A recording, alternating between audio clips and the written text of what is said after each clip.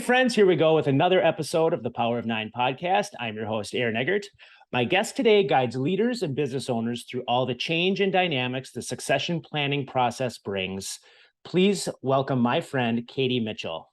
Katy, welcome to the show. Thank you. I'm happy to be here. Yeah, I almost tripped up on that opening. Succession planning process brings. That's a tongue twister. So I'm happy we nailed that in one take. I'm super happy to have you joining me on a September morning. Could you, before we get going here into the little interview we got going on here, could you share with me your pronouns, please? Sure. Her and she. Awesome. Love it.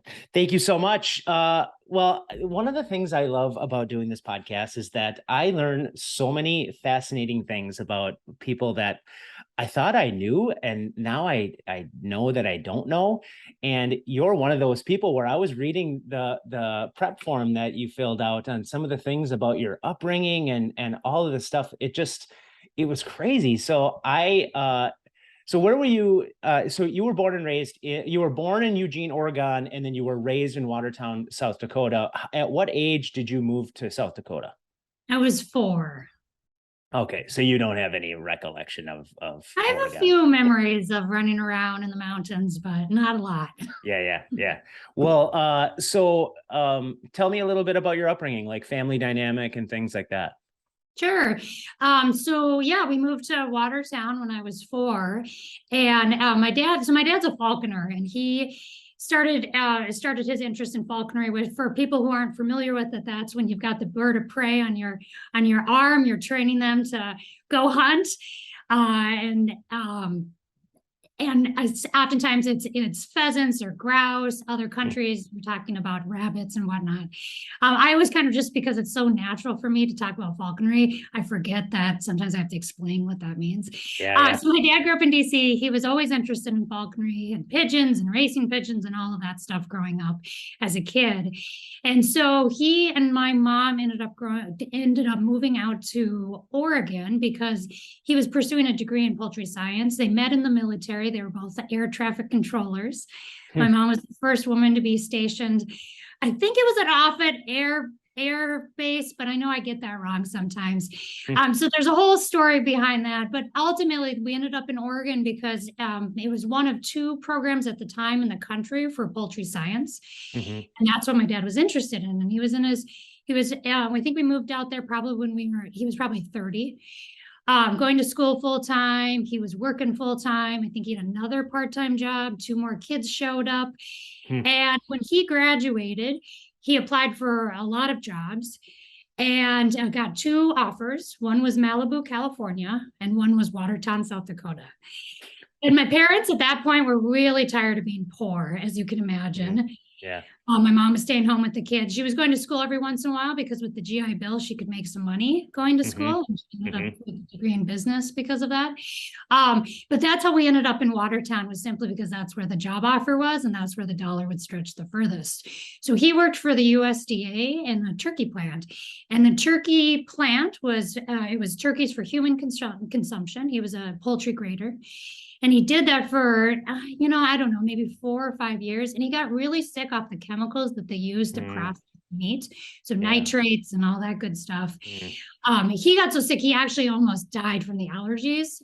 Wow. And when they were in South Dakota, they were raising falcons. My dad had a lot of peregrine falcons, and they were raising and breeding quail specifically for birds of prey. And so when he got sick, as a lot of family businesses do, they had started this in the garage. They decided that they were just going to go full in on the quail business. And so I was probably 8 or 9, I think, when they transitioned to full-time in the family business. And it was just a 2-acre farm. So not a lot of land. It was confinement operation. And so basically I grew up being able to open the back door and yell, "Mom, Dad, I need something." And someone was always around. And so it's kind of interesting going full circle with the pandemic, how our parent we're working at home, and now our kids are used to us working at home. And I thought, well, this is really normal just for how I grew up. And actually how my husband grew up too. He's got a similar story with parents that decide to become farmers in their 40s. Yeah, cool. So And so part of the learning from that was just the entrepreneurial spirit, which was, my mom used to always say, you never know how you can make a buck in this country. Yeah.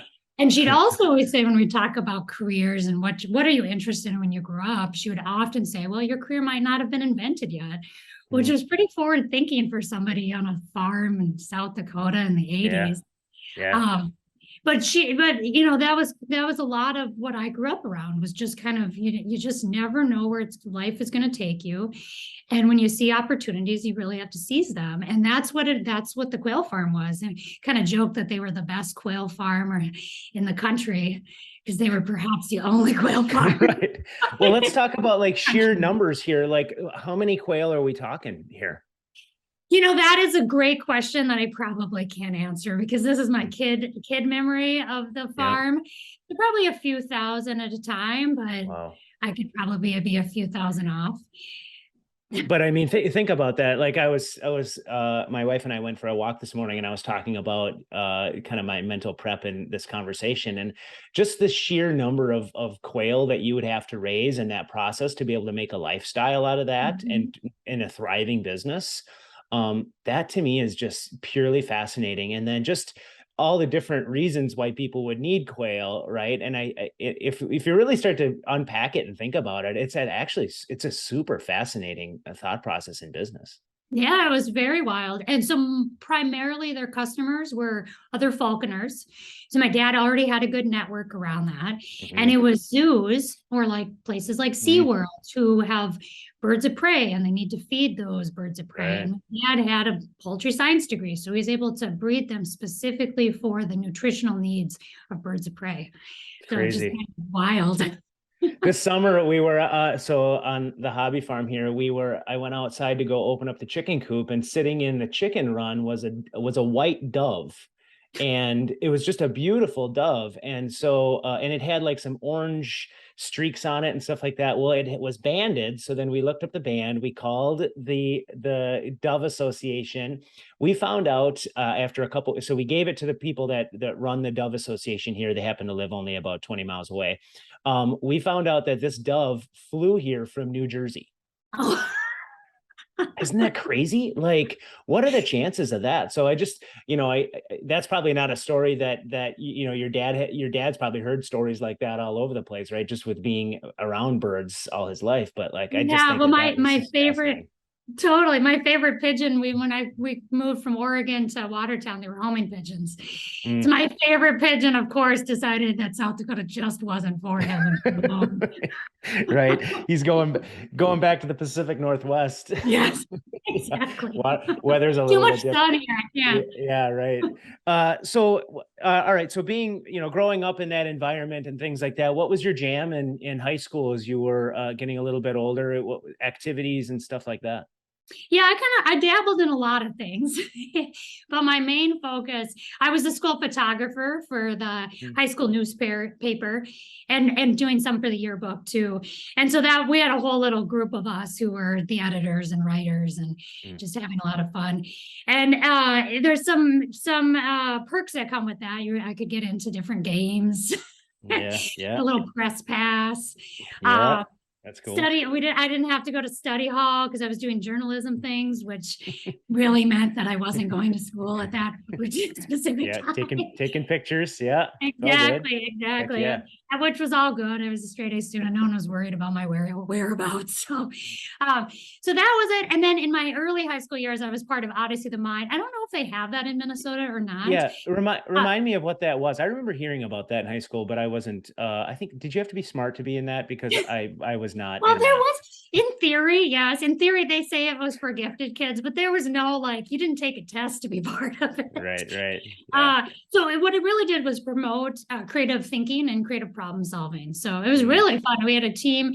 I think the groups were maybe like 8 or 9 kids. And then we'd create a skit based on whatever that theme was that year. So the first year was coming some kind of invention, which I now see around. Of course, who knows whether it was around or not at the time, but our invention was for a cane. Growing up in South Dakota, there's a lot of ice, and you could just flip over the ice pick at the bottom of the cane. so that it wasn't slippery. Right. I see that now all the time. So whether that was an invention or not, I don't know, but Right. it was a lot of Yeah. fun. And then you also had, when you went to the actual competitions, you would have some kind of problem that you would have to solve on a quick fire basis. You had to be really creative in those answers, and you got scored. And there might have been another category too, but you'd go and compete. We went to regionals and state. And the first year we did, we actually won state, which was very excited. We were the underdogs. Wow. And unfortunately or fortunately, I don't know. But Worlds it was in Ames, Iowa that year. It had been in like Orlando and Colorado and all kinds of what felt like glamorous places. Right. But Right. South Instead you went to the Iowa State team.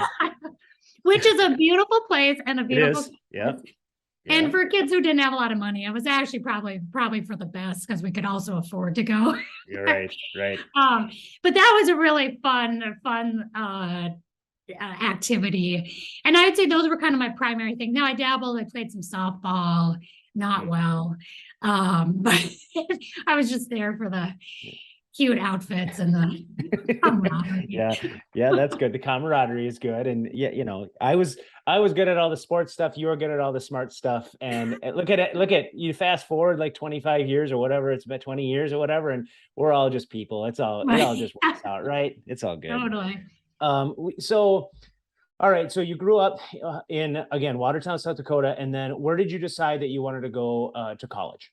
So I went to St. Cloud State. They were well known. I don't know if they still are, but at the time they were well known for their communications degrees. So journalism, mass comm. And so that was what I was interested in based on my background and doing that so far. It was affordable. I got into the honors program. It kind of checked all those buckets. And it was in a big city, St. Cloud. So that was like 4 times as big as the city I came from. I think they had like one skyscraper, not really a skyscraper, but it felt like that coming into town. And I pursued that degree. I think I was a sophomore, my second year sophomore year. I ended up studying in Venezuela. So my minor, which I try not to tell people about, but why not tell you this, is in Spanish. I'm not good at Spanish. I don't speak Spanish. It's not on my resume anymore. But I am a really good test taker, so I actually tested out of most of it. Wow. And then if you study abroad, you know, I basically could take care of the rest of those credits. And I really had an interest in traveling, and I'd done quite a bit of traveling already. And so studying Venezuela was a great opportunity. And I'd found out through a friend that if I went through the U of M, it was actually a little bit cheaper than the St. Cloud State program. So that's what I did. I ended up going by myself with a lot of U of M students, and then students from across the country. And that was just an amazing experience. It's really hard to think about sending a 19-year-old in this day and age off to, you wouldn't do it to Venezuela just because of where the state of that country is right now, but really anywhere abroad in Latin America is kind of mind-bending. That my parents were like, okay, have a good time. Yeah. Well, I mean, it sounds to me like your parents had kind of that same, you know, that entrepreneurial spirit kind of translates into those type of situations where, like, listen, you're 19, you're going to have to figure life out fast, and this is a great opportunity for you to go do that. So Venezuela, right? So that, obviously you said the country is a very different place now. What was that experience? How long did you spend there? And then what were some like major, there's got to be one aha moment or some kind. I always talk about paradigm shifting events. So there had to be something that kind of just flipped your mind on end going down there. Yeah. Well, I mean, there was a lot of experiences like that coming from South Dakota I lived in Mérida, which is a city up in the mountains. But I spent some time in Caracas and other places. And I mean, the poverty is in your face, but the beauty, and it's just such a beautiful country. The people are wonderful. It's amazing. And just in that experience, it was really hard to think. I originally went to mass comm interested in advertising because it felt like a great way to use the creativity that I really enjoyed. There was kind of a glamour to that, but being in Venezuela, it felt like, I don't know if that really connects with the there's something bigger or greater. And I don't say that to put down advertising in any sort of way, but it was a moment of like, I think I want to have a different impact in the world. And then I was listening in on this conversation. I was probably halfway through the program. I was studying for 4 months. I stayed for an extra 2 months and traveled around the country with a friend. But within that study time, I had this moment where I was in the little library, and the Venezuelan professor was talking to one of my friends about some of the challenges that Venezuela was going through. Now, it was a country in change when I was there, nothing like it is today. But there was a lot that they were experiencing around what they were calling the brain drain, which is people with ambition were leaving the country. And the professor was talking about how part of what she saw as the issue from her perspective is the label that had been put on the country, which is a third world country. And that people were really internalizing that label, and that's how they were showing up. So it was kind of like I don't know, like, how am I ever going to rise above this? Or this just is what it is. That it really sucked the ambition out of people. And if you rose above it, and this is the professor talking, if you rose above it, you left the country. If you had greater ambitions than that. And I don't know, it just struck a chord, and I couldn't articulate it at the time of like what that meant to me, but I just kind of sat with it over the next couple of months while I stayed there. And then I got home, and I was lucky enough to have a 6-month window of time where I was at the farm before I went back to St. Cloud. And I didn't have a job. It's like the only time, right? Just sitting around. And I ended up just reading a lot of psychology books. And this concept was rolling around in my mind, like, gosh, how does those labels impact people in such a profound way? And it was a turning point for me. And that's how I became interested in psychology. And now I can articulate it a little bit better around, our mindset and how that makes a difference. And but at the time, I really didn't know. So I picked up Daniel Goleman's EQ book, which I think was all the rage back then. Yeah. And I just loved it. And so I'm just devouring those books. I got back to school and I switched my major. And I didn't know, it's not that I had any role models around psychology. I did around journalism. So I had enough there to kind of see where you could turn that job, that education into. But it's psychology. I mean, I didn't even know what you could do with that. I didn't know you could work in businesses. I didn't know that you could work in family businesses.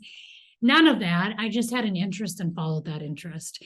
And so by the time I graduated, I still knew I wasn't quite, I really loved traveling. So I knew I wasn't quite ready as other people around me were applying for jobs and internships. And I was still serving at the Mexican restaurant, give a Mexican Village a shout out. I love that place in St. Cloud. It was a great place to work.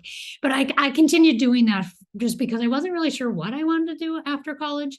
And my parents, no pressure from them. They were just kind of like, let life see where it takes you. And my mom was always up for a good adventure. And so she kind of lived vicariously through these adventures. Yeah. And eventually I think they started the IO program, which is industrial organizational psychology, up at St. Cloud, just at the end of my program up there. So it didn't really, I wouldn't say it opened my eyes, but I at least became aware that was some sort of thing you could do with psychology. Was working with businesses. And then I ended up doing more traveling. I came back. Love it. Yeah, no, it was fun. I always wanted to do a trip all by myself. So I did Eastern Europe for 3 months by myself. Wow. And that was great. And I came back, I went back to working at the restaurant, and I became an AmeriCorps member. I found that there was some kind of part-time opportunity, and I was aware of Peace Corps. I was not aware of AmeriCorps. That was just such a great way to get some professional experience. I worked through, I was placed at Big Brothers Big Sisters, and I worked as a community liaison for a poor community in St. Cloud, and I was doing all the youth programming there. And with AmeriCorps, they give you a lot of professional training. So like Fridays, I can't remember if it was once a month or every Friday, we met as a group. So everyone's placed in different locations.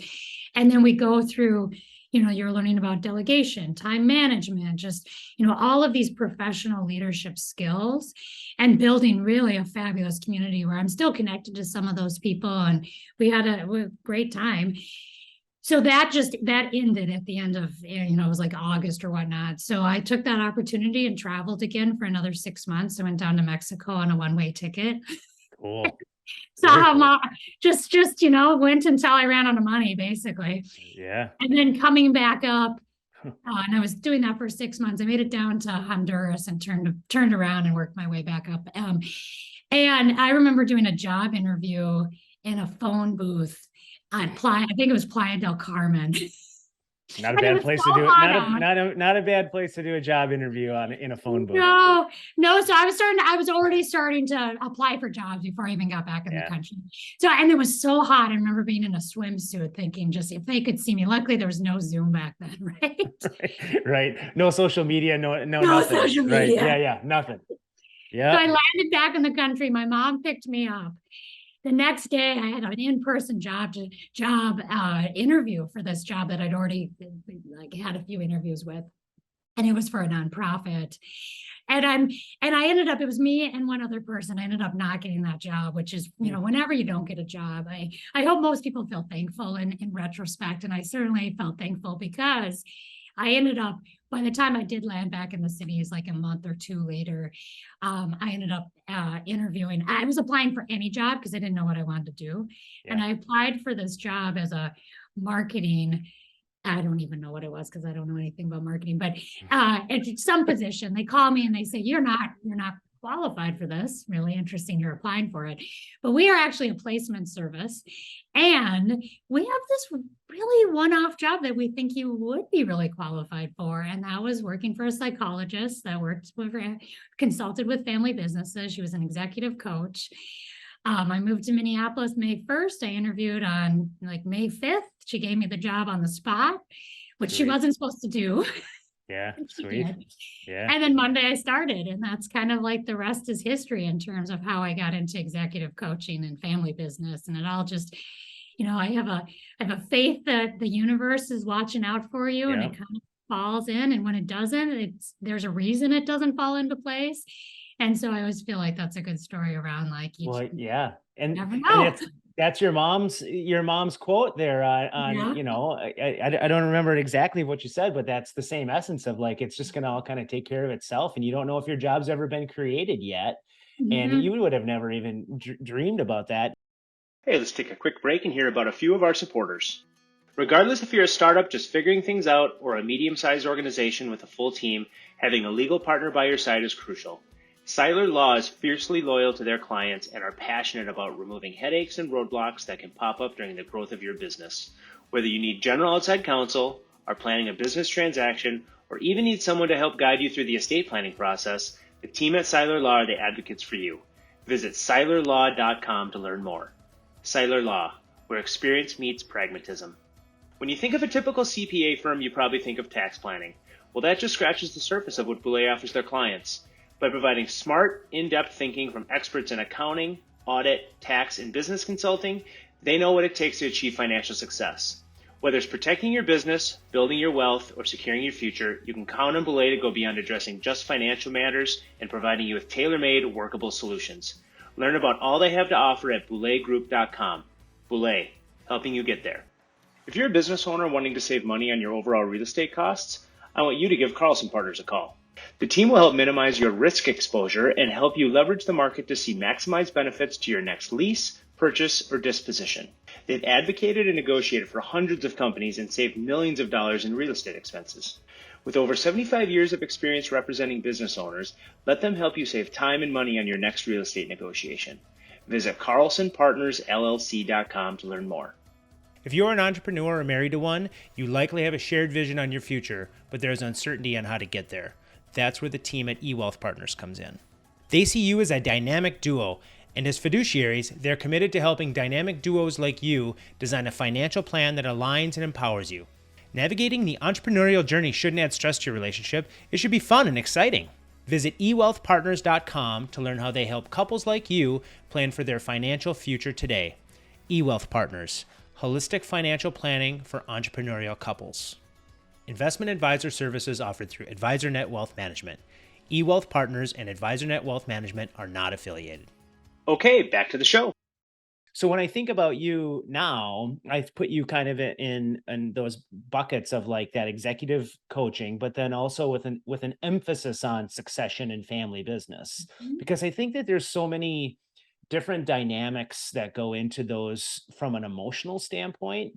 And you alluded to the book EQ, you know, that emotional intelligence that needs to happen from all the different players that are involved in the succession planning, and especially family business, because you know I think I can't remember who I had on the podcast last year, but it's crazy and I think you actually have spit these numbers out at me in the past at one time of just like the rate of success that an entrepreneur has starting a business from scratch is like whatever 60% or whatever, and then the second generation to keep it going, it like almost cuts in half, and then the third generation, it's like not even double digits because of just the whatever happens and all that. That to me is screaming that not only do they need somebody to have a coach on the financial side, which that's typically what they make the investment in, and they don't make the investment in you.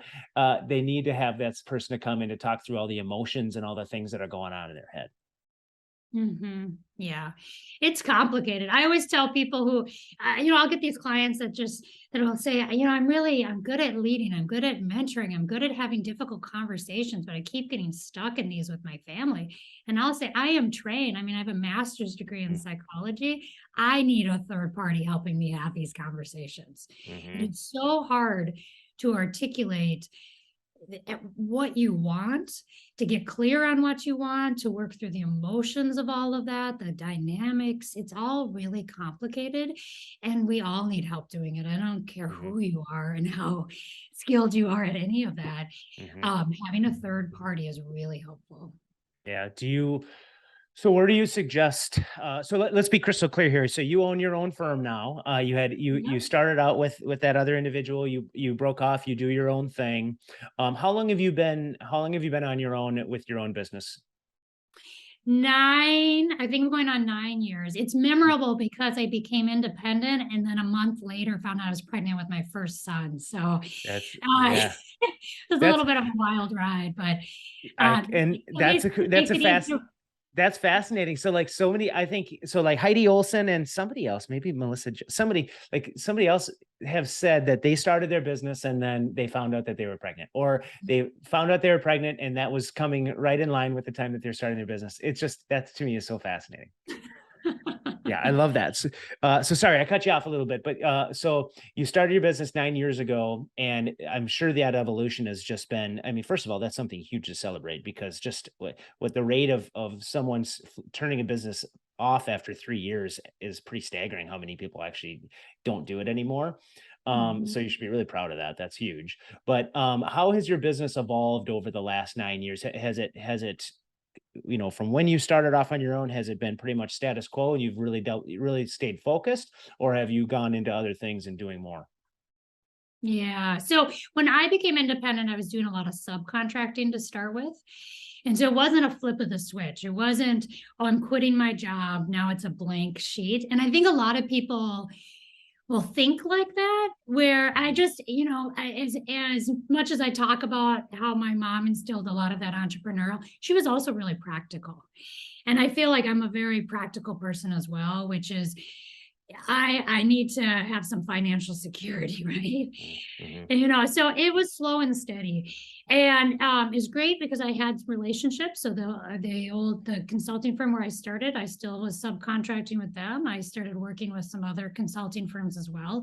And I was able to fill the pipeline, to pay the bills, doing that work, while I was also trying to figure out how to be a working parent. I mean, those were some rocky years, particularly with consulting, because I'm working full-time one week and not working the next week. And so I had to get really creative about childcare. And I was really lucky. We had some friends that moved the same time we moved out, and they had a full-time nanny, and they let me drop off my son whenever I needed to. So we basically had a nanny share. Yeah. And without that, I'm not really sure what that would have looked like that first couple of years. Yeah. And then we found a daycare who has been just, and now my kids are school age, but they were so flexible with me and adding days, dropping days. It was, Yeah. and I was so busy towards the end of, right before the pandemic hit, I was calling on what felt like a weekly basis. Hey, have any openings on Thursday? Can I drop my daughter off on Friday? Yeah. Yeah. So you know, I have to give a shout out because it's not easy as a working parent and having a job and all of those things. And my husband, his job now is more demanding, but at the time we had some flexibility too. And so there was a lot of helping hands around, even though we don't have family around. And so I was much more of the slow and steady when it came to ramping up my business. For the first couple of years, just subcontracting, and then starting digging in. And my joke is it takes, and I don't know that it's actually even a joke, but it takes 50 coffees to land your first client, takes 25 coffees to land your second. And then you keep dividing that in half, and eventually the phone starts ringing on its own. Yeah. And I've heard from other people, and it's true for me. I think it took a good 3 years of just a lot of networking. And I was working at the time. I mean, that's the great thing with subcontracting is that, you know, it was paying the bills while I was still creating this. And then a couple of years before the pandemic hit, it was really starting to turn where it was more my own work under my own consulting umbrella.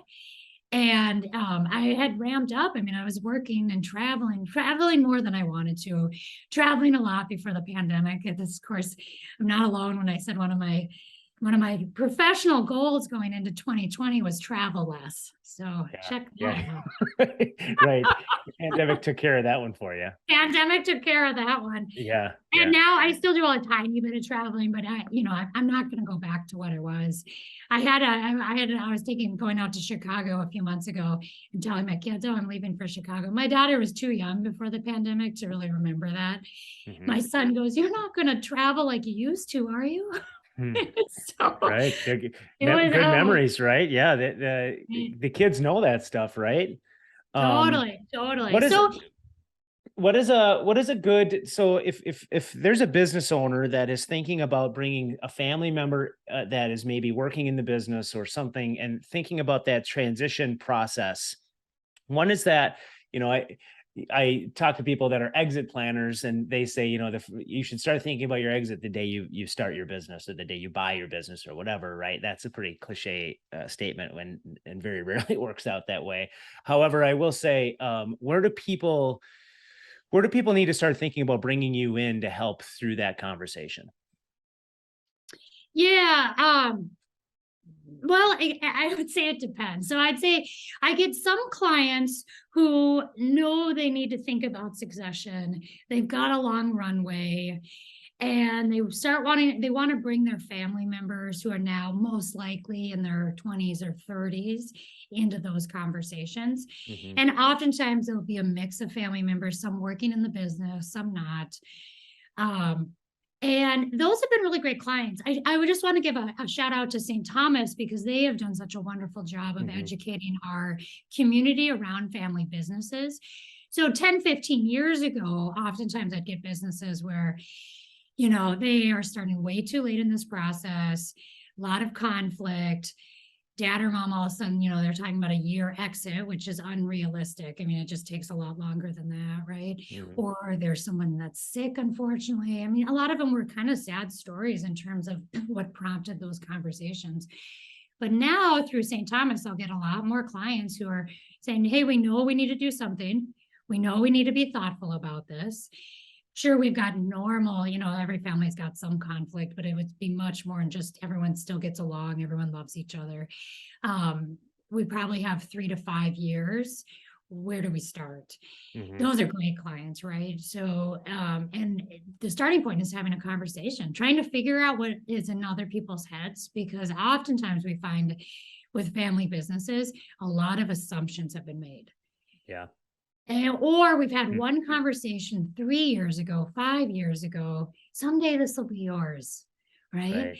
Right. And you've planted a seed that you think, oh, well, you know, we haven't talked about it for a while, or Johnny or Mary, they haven't brought up succession, so they're probably not interested in it. So we should probably go down this path. It's a lot of probablys and assumption, but that seed was planted, right? And so it's not unusual to get a next generation that it's in the back of their mind, or they think, well, I'm going to go back to the family business. I just don't know when.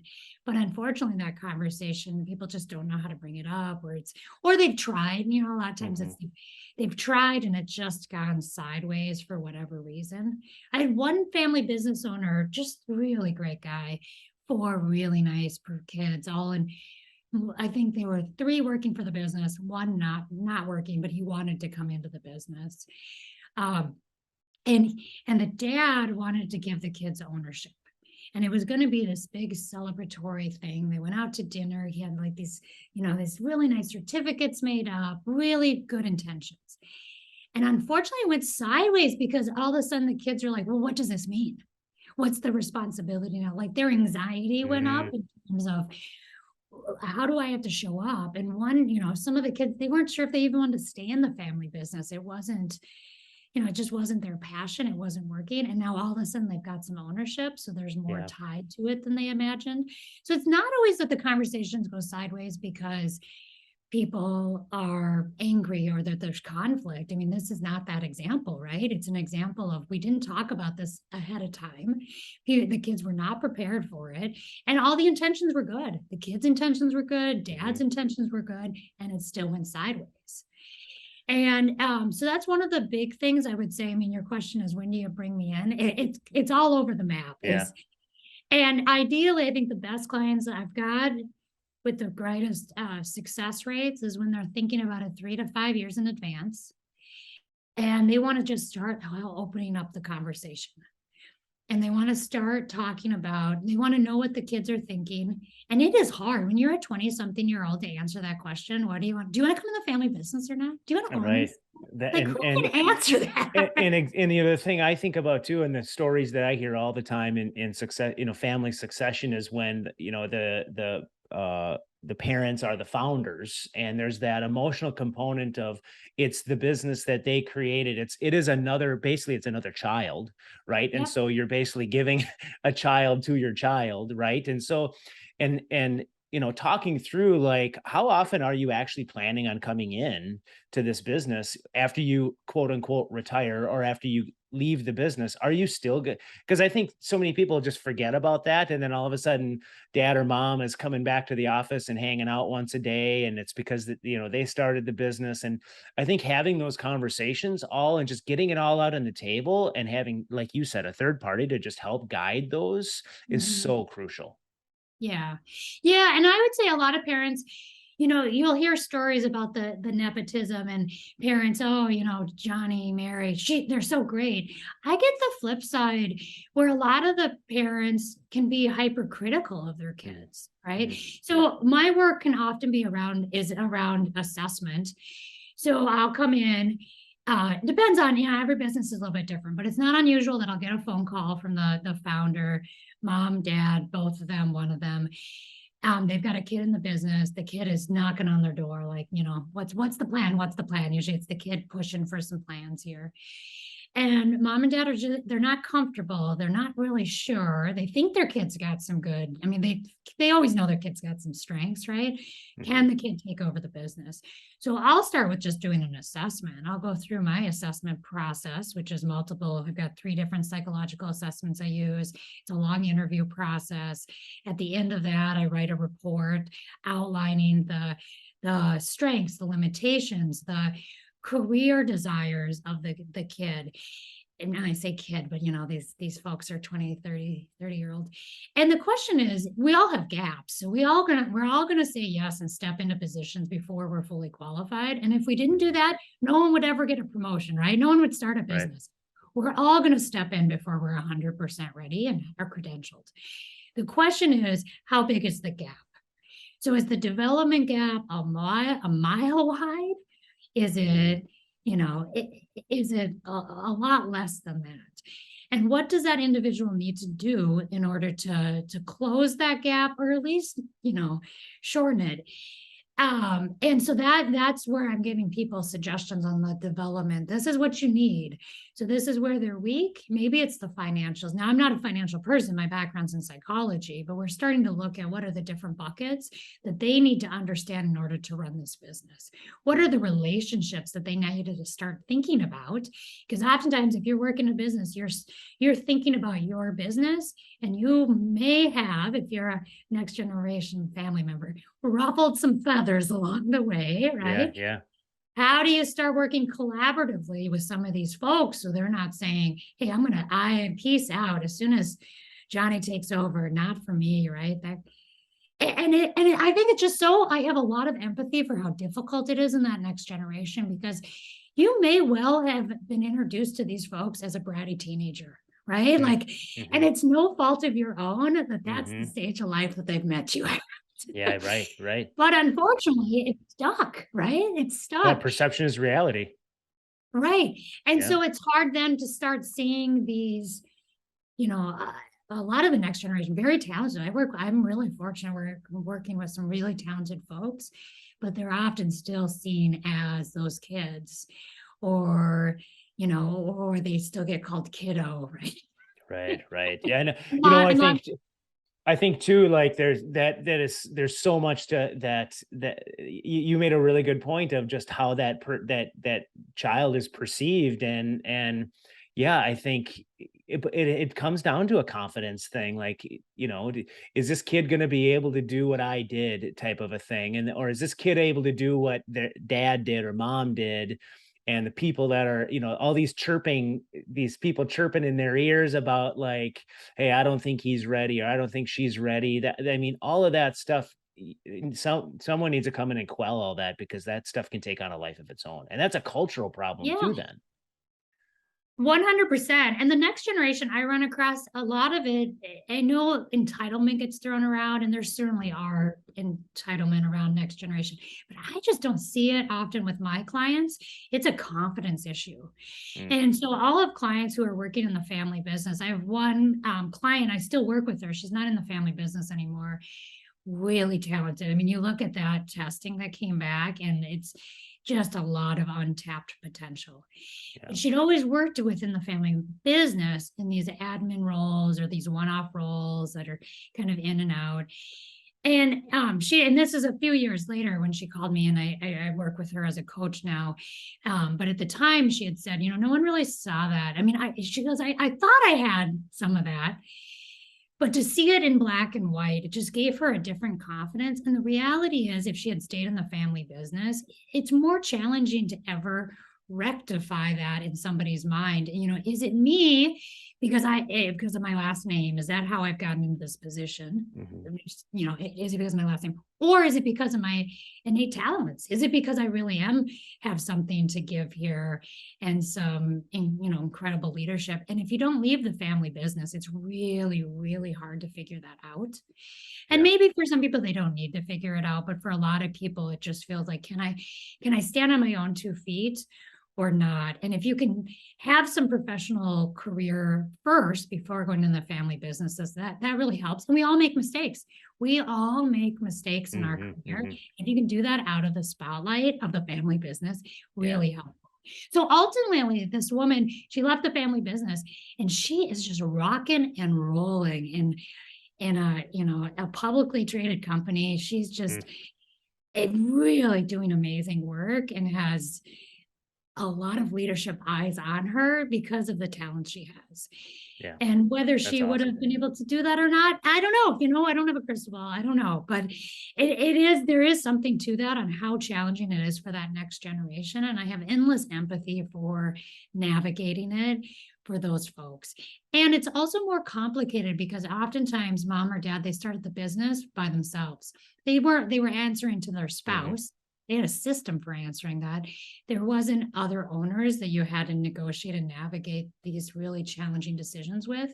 But the next generation folks oftentimes have sibling dynamics that they're now working through too, while also being the business. And now they may not be the only owner of that business. So it is exponentially more complicated for them. There has to be a system for making the decisions. And I think oftentimes that gets lost in succession planning, where you think of just a one-off, like, can so-and-so take over that role as a CEO? Well, if there's going to be multiple owners, it's actually a system that has to be put in place, not just a person. Yeah, and you have to figure out what are ownership decisions, what are management decisions, because mom or dad never had to separate those two things. Right. If they want to invest more in the business, you can do the math really easily in your head.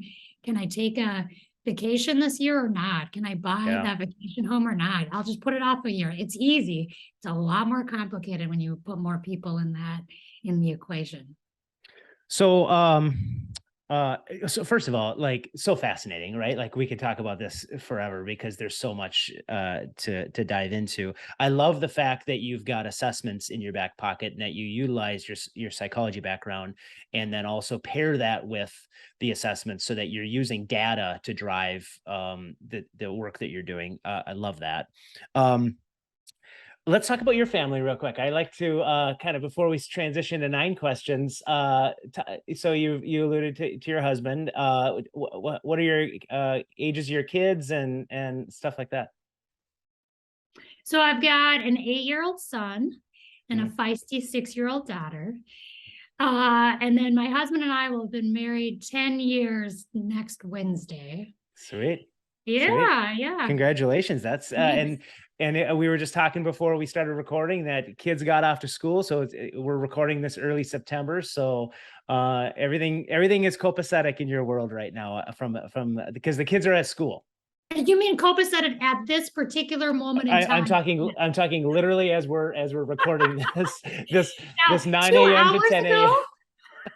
Exactly. There was a That lot is of exactly sweat what I'm coming out saying. of this brow. Yep. No, that's like, I felt like you were pretty chill when you were logged on. Like, okay, husband's at work, kids are at school, you've got the house to yourself, you're in a good spot. There was a little meditation that happened before I got onto this podcast. I love everything about it.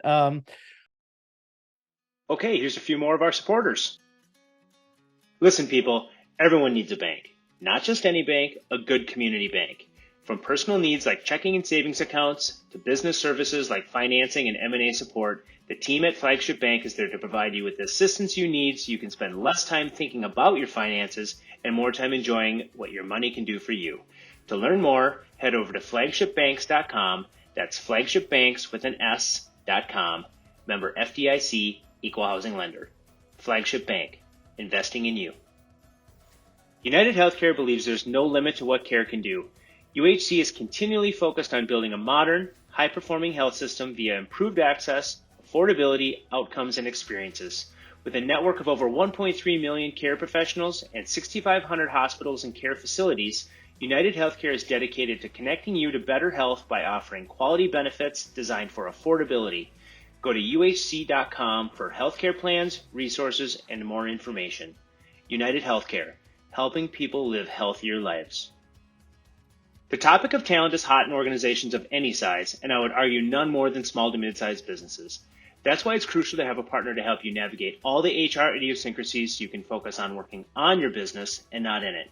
Insperity is a full-service HR partner with a high-touch, high-tech platform helping owners work through challenges like employee retention, company culture, and benefits, just to name a few. Do yourself a favor and explore all they have to offer at insperity.com. Insperity, HR that makes a difference. If you're anything like me, you know enough to be dangerous when it comes to finance, yet need some help when things get complicated. All-in-One Accounting provides the right financial expertise and leadership to align with your stage of growth.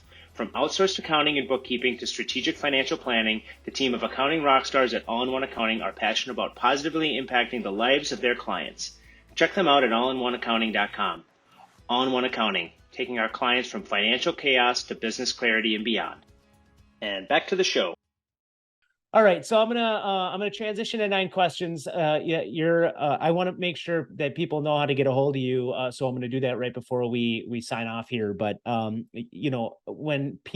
I just want to say, for me personally, I love to be a connector, and I love introducing people to people. And when people talk about succession planning or family business, you are 100% my go-to. Like the feedback that I've gotten from people that have worked with you in the past has been outstanding, and you should be really proud of that reputation that you've built, because it totally precedes you. So I just needed to say that because I love having you part of the community, but I just love the work that you're doing because it's so well needed.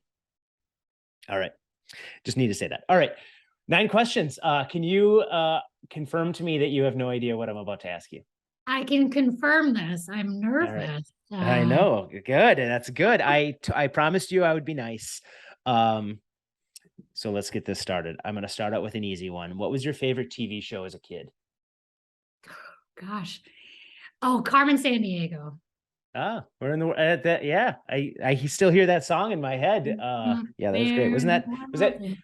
Yeah, is that Nickelodeon? Oh gosh, I didn't have Nickelodeon. What kind of What was it? What channel was that on? Or was that on PBS? PBS. Yeah, PBS. Okay, good. I didn't know. We didn't have cable when I was like in 11th grade, so I didn't know if yeah. It was a big day in our house when Fox came, and all of a sudden we had 4 channels instead of 3. Right. Right. That's right. It was PBS. All right. What 3 things would you take with you on a deserted island? Oh man.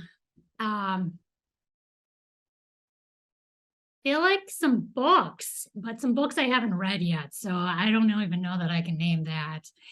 A lot of sunscreen. Smart. My husband and I were just watching Naked and Afraid, so I feel like I should have a fire starter or a machete or something. Yeah. So yeah, there you go. Well, I think let's go with machete, because I think if you hit the machete against a rock, you can create a spark. Okay, there you go. And then you can also kill things to eat, right? All right, good. All right, fair enough. Describe your college experience in 1 sentence. Studious and fun.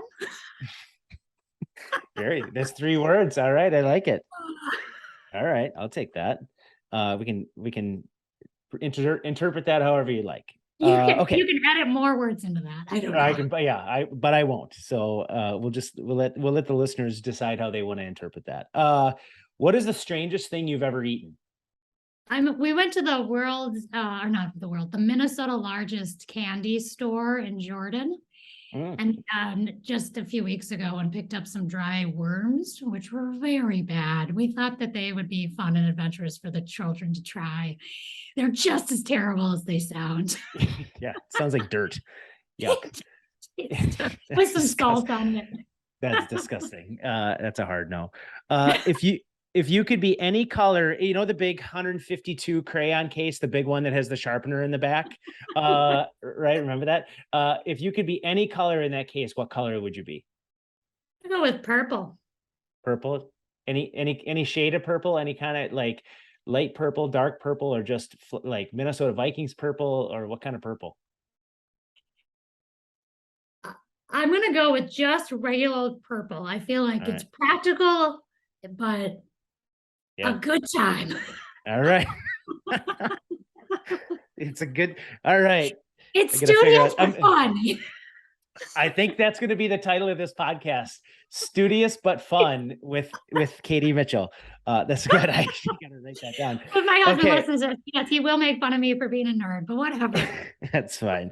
We're all nerds in our own little way. What time do you wake up and what time do you go to bed? My husband will also make fun of me for this answer. I love my sleep. I get up at 6:30 and I go to bed. My electronics, everything's off by 10. Oh, that's good. And then you're probably falling asleep around 10:30. You got to sell at 8. Yeah. There's nothing wrong. That's like some people. Okay, if I'm really being honest with you, Aaron, 9:30. All right, there we're talking. Hey, I'll just say it. I love getting in bed about 10 minutes to 9. And like, I don't watch TV, but I do watch it from like 9 to whenever I fall asleep. And that I'm unapologetic about that. Who cares?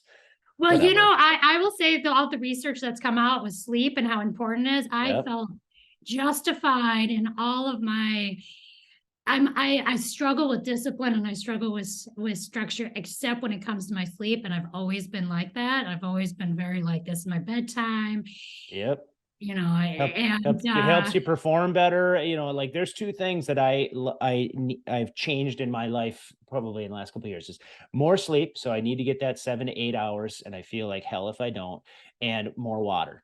And I think those are 2 things that, if you need a good 8 or 9, you go for it, sister. Yeah, I love it. All right. If you had a warning label, what would it say? And you can't say studious but fun.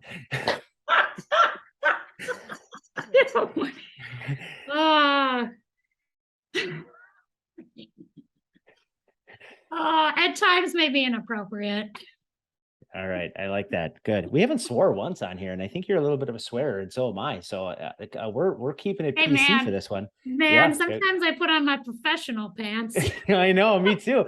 I don't know. I don't know what got into me this morning. Normally I'm dropping at least a few, but I don't know. Maybe I'm trying to step up a notch for you. All right. What is one thing on your bucket list? Oh, I have a lot of things on my bucket list. Alaska, going to Alaska is the one that jumps out at me at this moment in time. When the Great. pandemic hit, the kids and I, we wrote out our bucket list for the next, my son's 8, so we've got 10 more years here to work through this. Yeah. Of all the places we want to go, we've knocked off a few, and some including seeing a shooting star. That one I thought, well, that's going to be tricky with the kids, but we got that one out of the way too. Sweet. So. Sweet. Yeah. The last couple of nights, the Northern Lights have been out too. And that was always one of the things that I saw it once, maybe about 10 years ago, and they were vibrant, and I missed them this last time because of where we live. So it's just part of the deal. Okay. Last one. So you've done great. I'm pumped about this. Where is your happy place? Well, I live on Medicine Lake, and so I'm sitting here in the office with a beautiful view of the lake. And because of the pandemic, this office has not been mine. It's been a shared office for a while, and it is all mine right now. So yeah, you are literally you're in your happy place as we I'm speak. literally yes. All alone. I love it. Katy, you're so great. First of all, it's been so great getting to know you over the last couple of years. I love the fact that you're one of the people that were foundational in helping us build Coalition 9. So getting to know you and seeing you at events and things like that has been fantastic. Your group loves you. I want more people to know who you are. So how can people get a hold of you? Yeah. Well, I have a website, which is ksmleadershipconsulting.com. And if you add a Katy, Katy, you will find me there as well. You can email me. So Katy at ksmleadershipconsulting.com. And of course, LinkedIn, find me there. Yeah. Any other socials that you use for business? Are you TikToking yet? I sure am not doing any of those things. Yeah, me neither. Because I don't want to. Yep. That's on my list for 2025. 2025. Yeah, me too. It's on my list for 2030. Yeah. So that's a hard no for me. All right. Well, like I said, this is great. You've been such a great guest, and it's been so great to be able to share you with our listeners. So many people are going to need what you do. Maybe not right now, but at some point in the future, even if their kids are coming up to being, going to college or something like that, they should be thinking about this, and they should be thinking about contacting you, and just at the very least, just get to know you. And business is all about relationships, so you can't start early enough, right? Yes. Yeah. Thank you so much. Thanks for having me on. This was a lot of fun. Good. Thanks a lot, Katy. So on behalf of Katy Mitchell, this has been the Power of 9 podcast. I'm your host, Aaron Eggert, and I want to thank you for the privilege of your time.